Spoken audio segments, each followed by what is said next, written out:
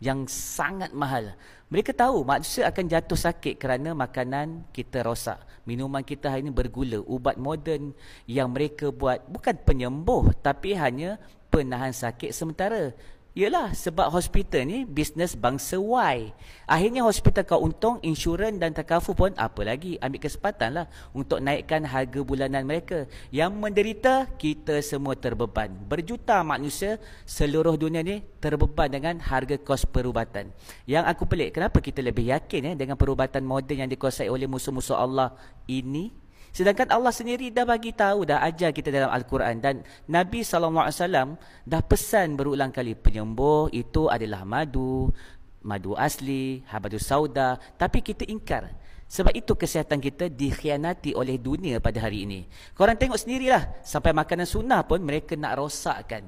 2 artikel rasmi sudah membongkarkan 90% madu di pasaran adalah tiruan. Bayangkan, racun disebarkan dengan nama ubat.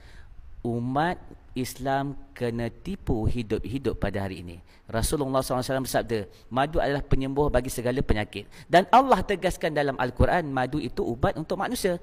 Tapi kita tetap pilih makanan kilang, ubat kimia yang tak menyembuhkan. Dan akhirnya, badan kita jadi sarang penyakit. Sebab itulah penting kita kembali kepada madu tualang emas asli.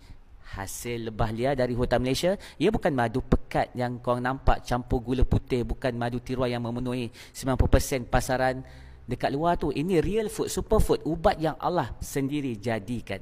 Nak tahu beza? Lebah ternak bukan bagi madu asli.